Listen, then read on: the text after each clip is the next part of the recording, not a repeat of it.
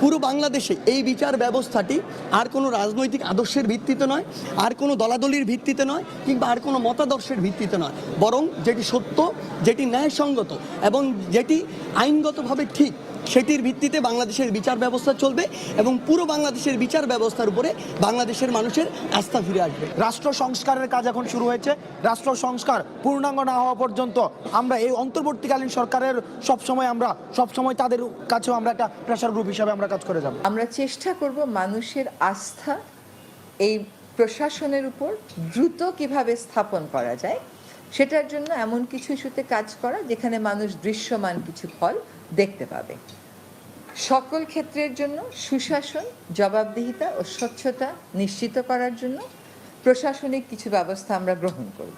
অস্বচ্ছতা যেখানে আছে সেটা আমরা দূর করব, স্টেক হোল্ডারদেরকে আমরা অংশীদার করব যাতে করে স্বচ্ছতাটা তৈরি হয়, এবং অ্যাকাউন্টেবিলিটিটা আমরা নিশ্চিত করব।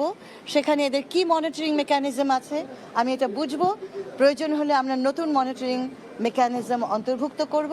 এখানে ভুলগুলো হয়, যার কারণে মানুষের হয়রানি হওয়ার কারণে আলটিমেটলি তাকে হাইস্ট কোর্টে আসতে হয়, এটি যতটা মিনিমাইজ করে। এই পুরো সরকারটাই চ্যালেঞ্জ, পুরো সরকারের সামনে যে দেশের যে চলমান অবস্থা সেটা একটা চ্যালেঞ্জ। আমাদের দায়িত্ব হলো এটার দাম কমানো, এবং এখানে অনেক সিন্ডিকেট আছে অনেক লেভেলে।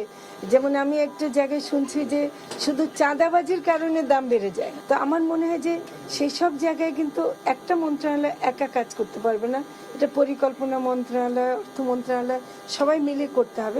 আমি অত্যন্ত পরিষ্কার ভাষায় বলছি, রাজনীতিবিদরা আমাকে পছন্দ করুন না করুন, আই কুডন্ট কেয়ার লেস।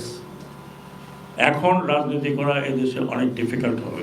পুলিশকে আপনি আর পুলিশ লাঠিয়াল বাহিনীর মতো পরিচালিত করতে পারবেন না। I will insist police will be under police commission.